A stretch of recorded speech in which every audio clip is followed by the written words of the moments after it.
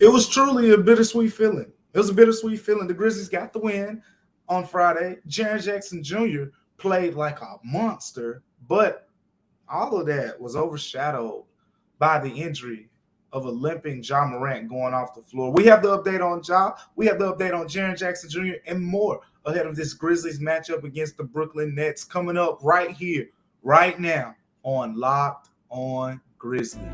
You are Locked On Grizzlies, your daily Memphis Grizzlies podcast, part of the Locked On Podcast Network, your team every day.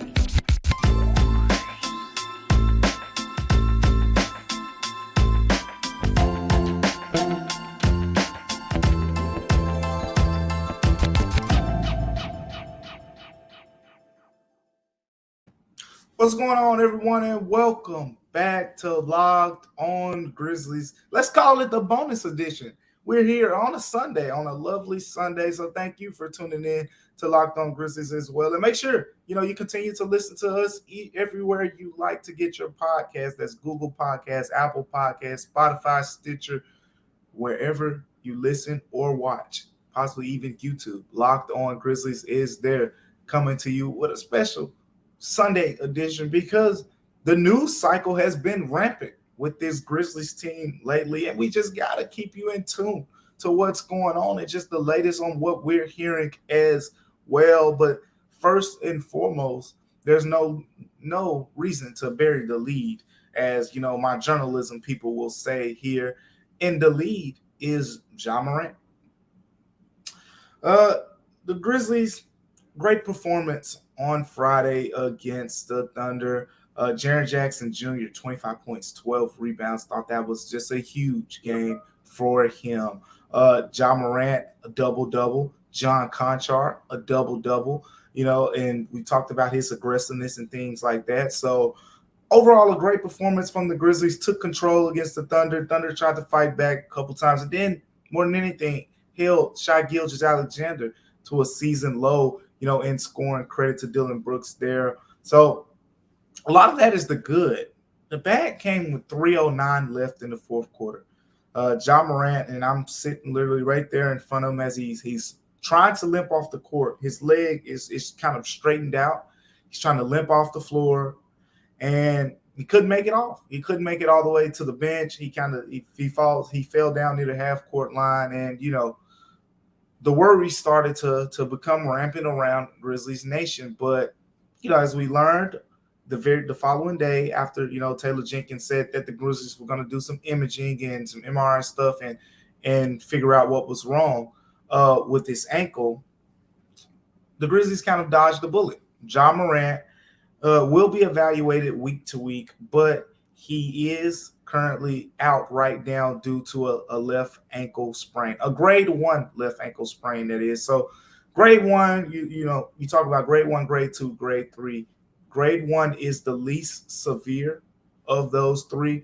So the Grizzlies dodged the bullet, from that perspective. And one being that Ja Morant shouldn't be out really long. If I was a guessing man, I would assume he's going to, not only is he going to miss this game against the Brooklyn Nets, but you play the Kings on Tuesday at home and the Pelicans on Friday after Thanksgiving at home. I would expect him to possibly miss both of those games. And then, Sunday against the Knicks on the road, maybe even that one, because the Grizzlies, after that Sunday game against the Knicks, you have that Monday and Tuesday off before a away game against the Minnesota Timberwolves. So all things considered, 3 games against teams that are decent teams, but a manageable stretch without Morant himself, I would say. But after the game, Morant was in good spirits, is what people told me, around him, that he was in good spirits. I believe he did leave, the arena in a boot, but sometimes, those things can be precautionary, of course, when you have those ankle sprains. I've had an ankle sprain playing basketball before. And, one of the first things they're going to do is put you in a boot. So all things considered, the Grizzlies kind of dodged, a grade 2 ankle sprain that probably sidelines him for at least 2 to 3 weeks or 4 to 6 weeks or those type of injuries. So That was the most important thing here. He's gonna miss a little time, but it's not as bad as it could have been. But the injury news with the Grizzlies, it goes further than Ja Morant, and that's kind of the thing here. If you saw the injury report that the Grizzlies listed on yesterday for today's game against the Nets, you probably noticed that not only is Ja Morant out, Jaren Jackson Jr.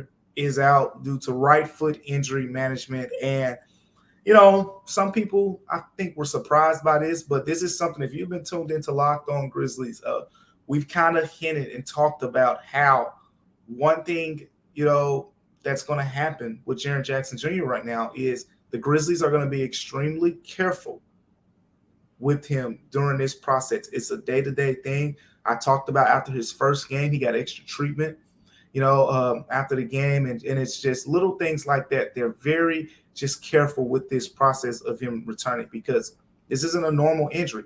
When you suffer those foot fractures, as Jaren Jackson Jr. did, with those type injuries, they come from usage more times than not. This is an injury that usually results from guys playing a lot. And if you look at Jaren Jackson Jr., he played 78 regular season games last season and 12 playoff games, 90 games total.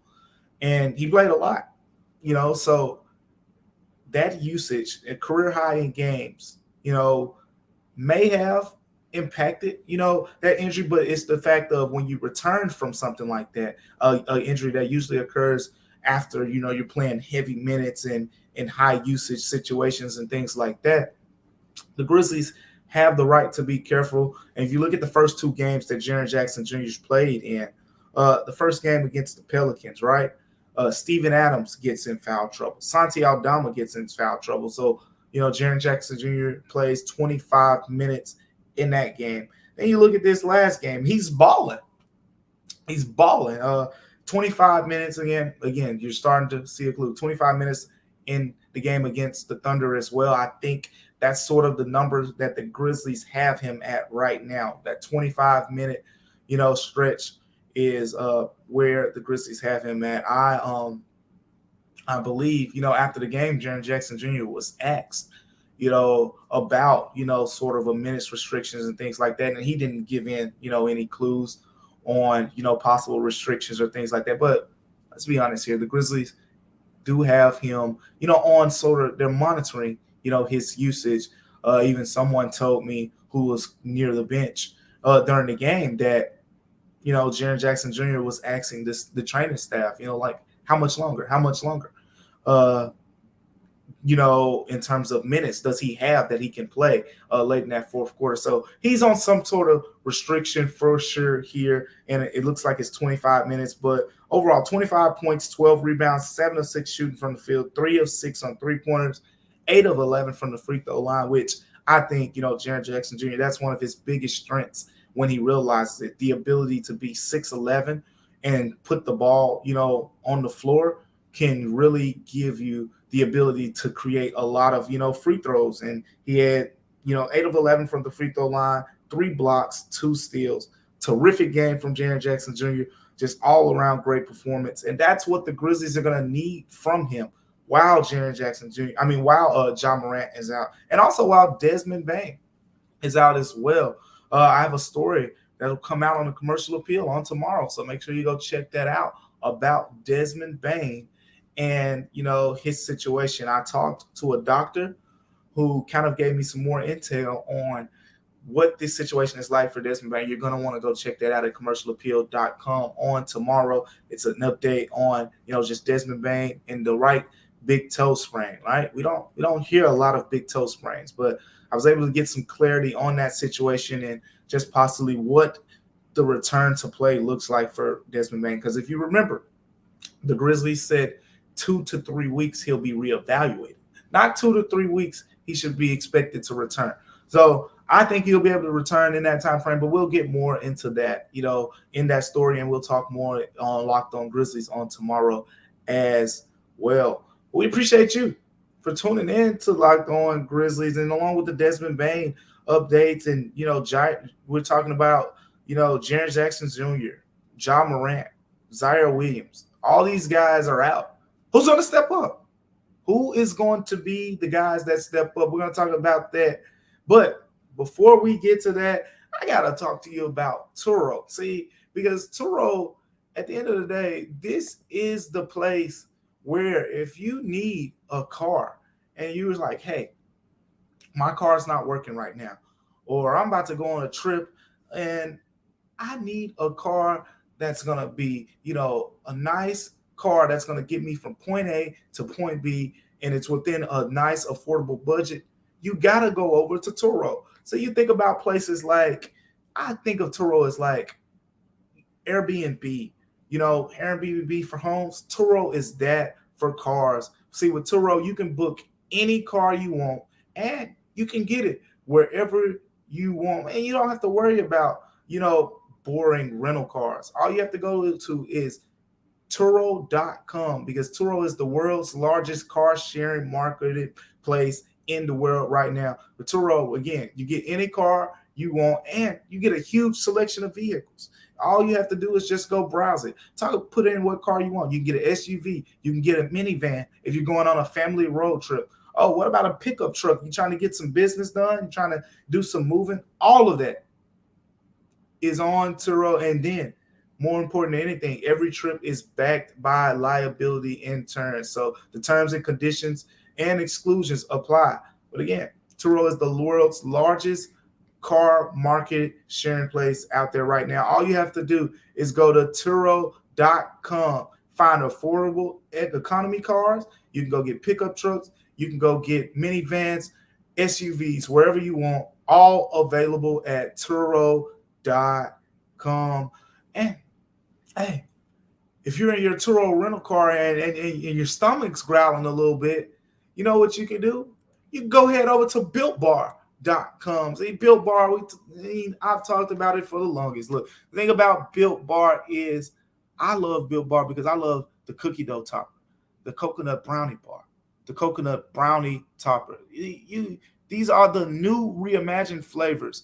We've talked about the coconut, the white almond, all of the chocolate options that Built Bar has. And don't forget, it's 100% real chocolate as well. The cookie dough topper, the coconut brownie bar, and the coconut brownie topper. 3 new reimagined flavors at Built Bar. And oh my God, you are going to love them, but you got to go check them out for yourself. Don't just take my word for it. Go check them out for yourself, because Built Bar, the best part about it is Built Bar is just revolutionizing nutrition as we know it. I'm talking about 100% real chocolate, 17 grams of protein, and shockingly, it's low sugar and low calories in these Built Bars. Only 130 calories to go run off at the gym after you get your Built Bar. So all you have to do is head over right now to Built.com and use the promo code LOCKEDON15.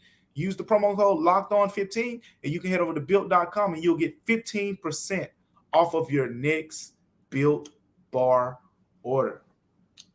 And we're talking about the Grizzlies just being down bodies right now, right?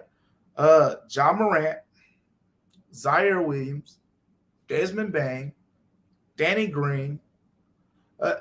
All these guys are in the backcourt. Ja Morant and Dez are your starters.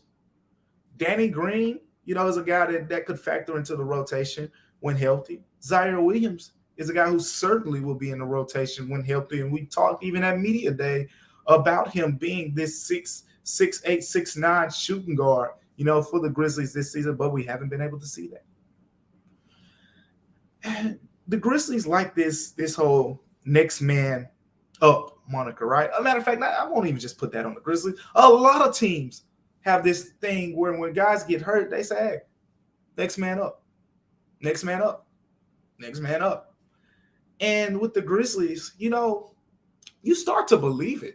Kind of it's that simple with them. When you see Tyus Jones step into the starting lineup last season and go 19-4 as a starter, or you see the Grizzlies start DeAnthony Melton at point guard, John Conchart shooting guard, and beat the number 1 seeded Phoenix Suns last season with backups in the game. So you start to, hey, you know what? Maybe this next man up thing with the Grizzlies has some legitimacy to it. It's just more within the system. But my thought is next man up only goes so far. And a lot of those games when Ja Morant was out last season, Desmond Bane was picking up the load, and he played his part, and he was thriving.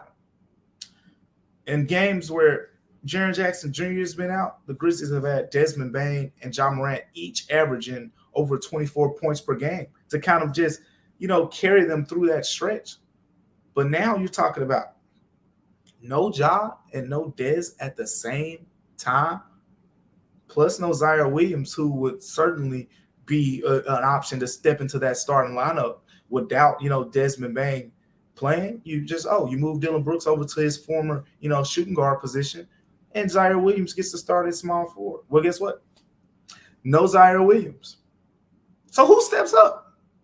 We're running through a list of names here of the guys that I'm sure you expect to get the bulk of the minutes and you expect to perform, to kind of keep this train rolling while the Grizzlies are going through this. And the first guy, of course, is Tyus Jones. The thing with Tyus Jones is here's the challenge. The Grizzlies made Tyus Jones the highest paid backup point guard in the NBA. And Tyus Jones, to my accounts, he has played well this season.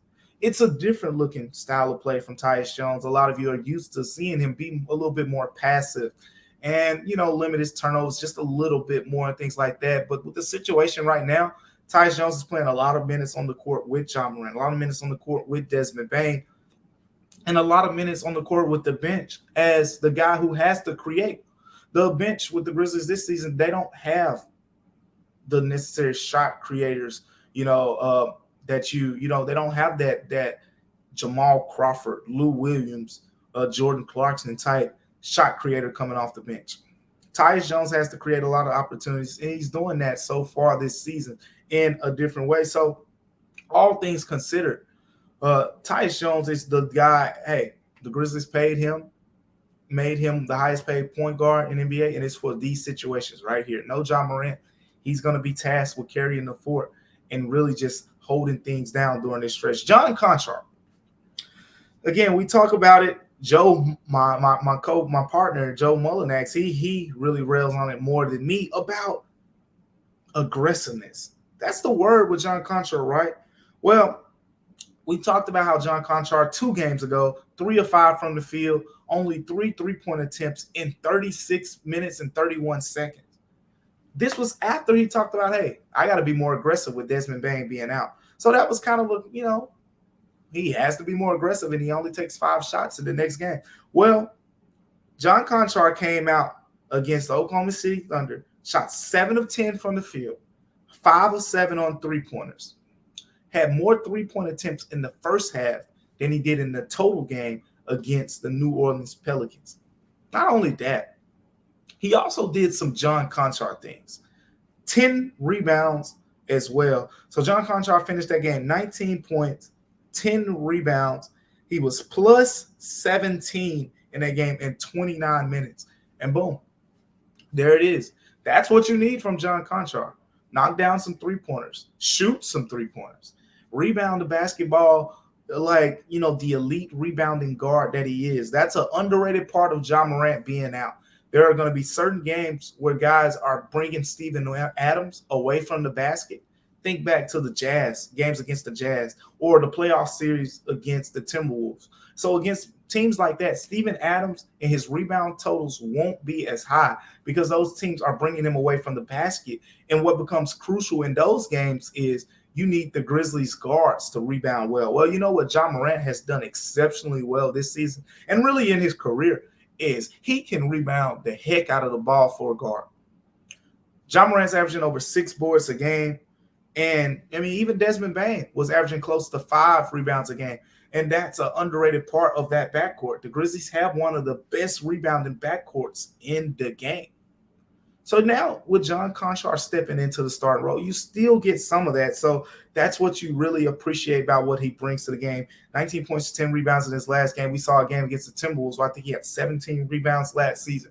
John Conchar can rebound the basketball, and they're going to rely on him to really be able to do that, in these certain situations throughout the course of the season. Thank you for listening to Locked On Grizzlies on today. And now, we appreciate you for listening to Locked On Grizzlies, but you got to go check out Locked on NBA Locked On Sports as well. You always got to make that your second listen right after you tune in to Locked On Grizzlies each and every time. See, look, Locked On Sports today, from the games that matter to the biggest stories in sports, go beyond the scoreboard and behind the scenes with the local in sports and the sites that only Locked On can provide. Again, that's Locked On Sports today. It's available on this app. You go check it out on Google Podcasts, Apple Podcasts, Spotify, Stitcher, wherever you listen to your podcast. Wherever you listen to Locked On Grizzlies, Locked On Sports is going to be in that same exact place. So a couple of the other players that we're thinking about here, Jake LaRavia, Dillon Brooks, Kennedy Chandler. We're going to talk more about Dillon Brooks in the next segment as we get ready to break down this matchup against the Nets. A completely different looking matchup between the Grizzlies and Nets this time around. But before we talk about the Nets and the Grizzlies, we got to talk about our friends over at Bet Online. See, the thing about Bet Online is it's the number one source for betting, sports, info, news, and analysis with all things Grizzlies and all things sports everywhere. Because look, thing about Bet Online is it's not just NBA. It's not just basketball. Bet Online has you covered with football. Hello, it's NFL Sunday. Bet Online has you covered with soccer, esports, the college sports as well. You know, you can go ahead over to Bet Online if you want to check out what's going on, you know, in the NBA, what's going on in the NFL, what's going on with the Grizzlies. The Grizzlies right now, you go over to Bet Online, they are underdogs against the Brooklyn Nets on today. But Bet Online is your number one source for betting. Head over to the site, that's betonline.net, and go take advantage of the great opportunities, because Bet Online is where the game starts.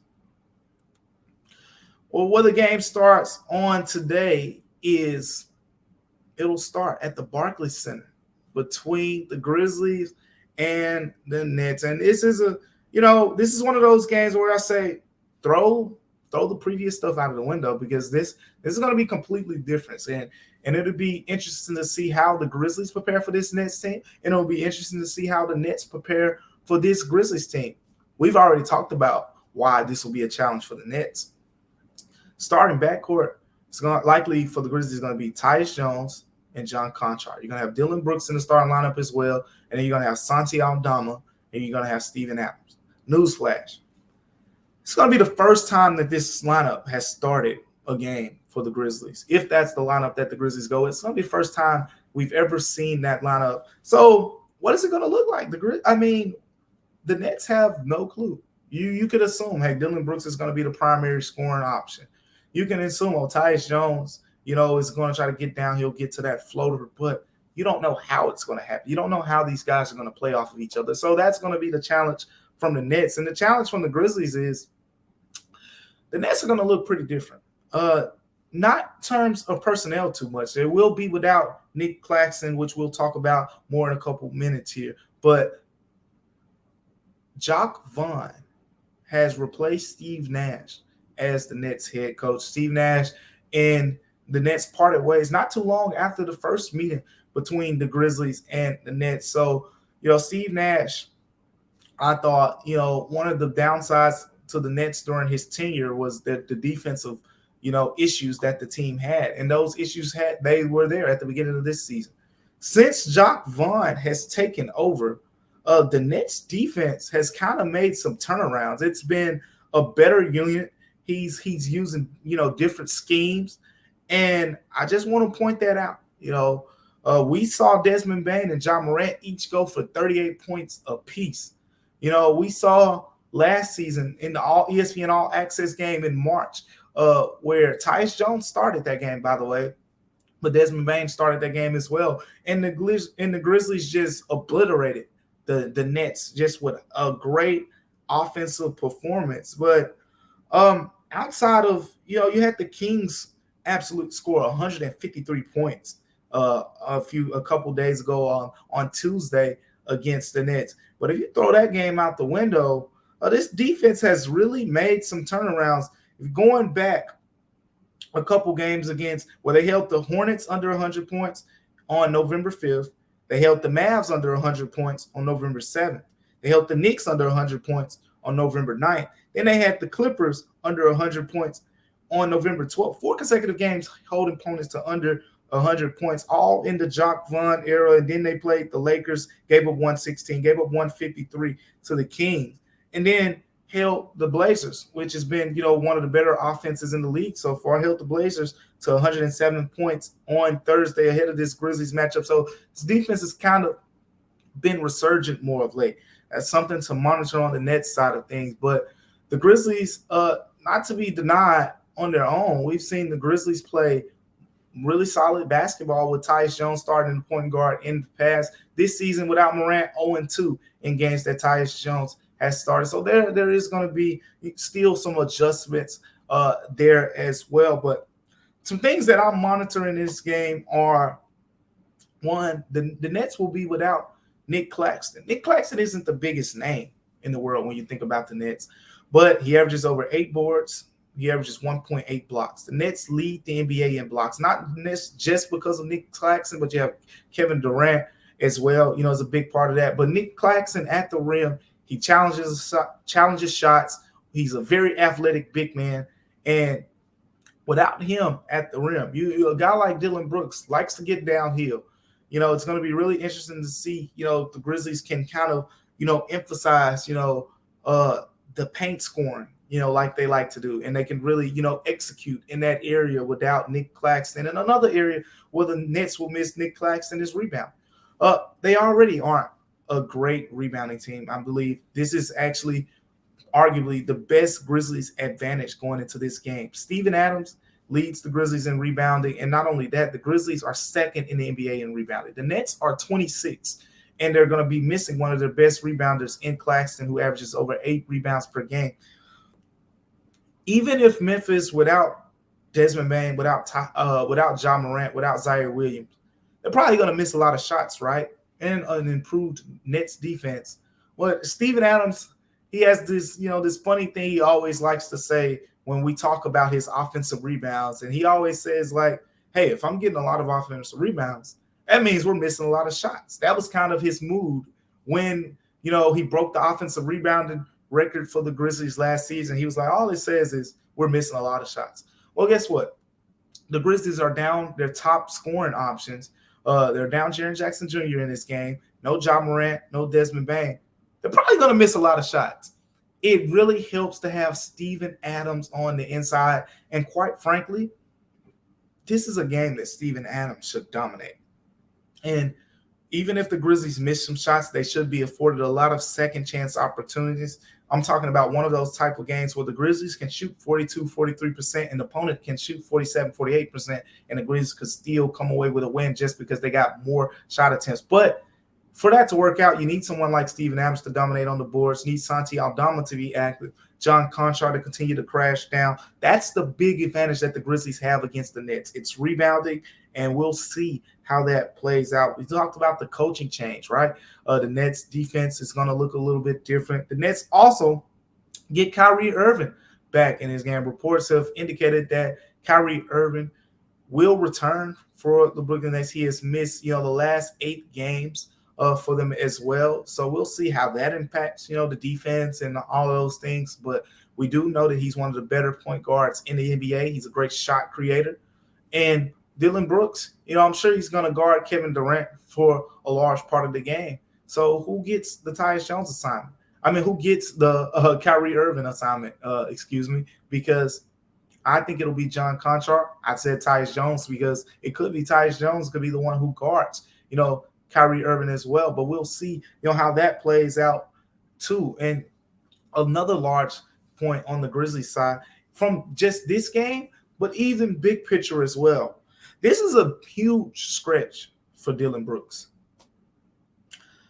This is a big stretch for Dillon Brooks.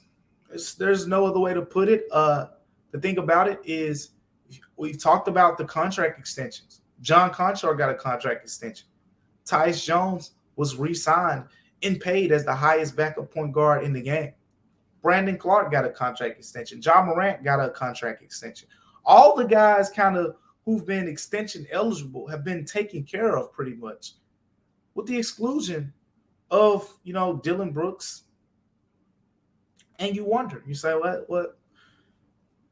what's the case, there. Now, Dillon Brooks has been extended, by this front office before. So we've seen that kind of, a few seasons back. He got extended. He got well taken care of. So it's not like he's not been extended before, but he will be a free agent at the end of the season.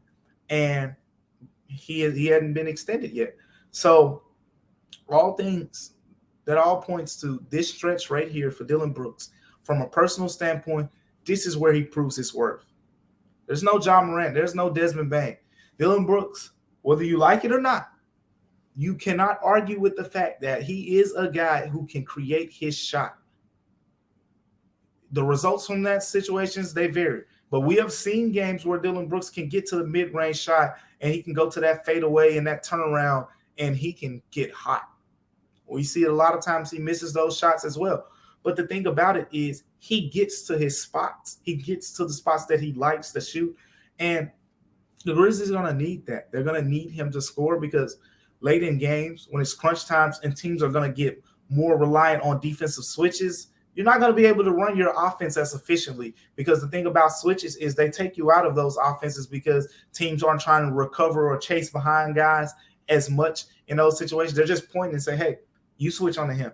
Hey, you switch on him. Now, granted, you get more mismatches offensively in those situations, but that's why you need a guy like Dillon Brooks to take advantage of those mismatches. This is a huge stretch for Dillon Brooks. I'm looking forward to talking about just how he handles this, how he, progresses throughout, just this upcoming time frame, because this is a time they're going to need Dillon Brooks to really take advantage of, this increased opportunity, the bigger role that the Grizzlies are going to need from him, not only against the Nets, but against the Kings and possibly even in bigger doses without without Ja Morant and without Desmond Bane playing. On the next episode of Locked On Grizzlies, we're gonna recap this game, and then we're gonna talk about some other things going forward as well. But before we get to that, thank you for making Locked On Grizzlies your first listen. For your next listen, I want you to check out the Locked On Sports Today podcast. Because remember, with the Locked On Sports Today podcast, you get the biggest stories of the day, and then you get the instant reactions, the big game recaps, and those big juicy takes of the day. And remember, all you got to do, you can check it out on the Odyssey app, YouTube, Google Podcasts, Apple Podcasts, wherever you get your podcasts, wherever you tune in to Locked On Grizzlies. You can check out the Locked On Sports Today podcast as well. Thank you for tuning in to Locked On Grizzlies. Once again, we appreciate you for tuning in on this bonus edition on this Sunday. I hope you enjoyed it. Again, make sure you can continue to like, comment, and subscribe. Leave comments, leave reviews. We listen. We are looking at them. You have questions, you can ask them as well, and we're going to get those answered in these episodes going forward, as the Grizzlies have a lot of moving pieces right now. A lot of injury updates are about to transpire. More moving parts on Zaire Williams as he gets closer. Desmond Bane, Ja Morant. A lot of moving parts with the Grizzlies. We want to have you covered better than anyone out there right here on Locked On Grizzlies. So we appreciate you for tuning in. Thank you for tuning in to Locked On Grizzlies. And I'll see you next time. Once again, I am your host, Damichael Cole. See you next time on Locked On Grizzlies.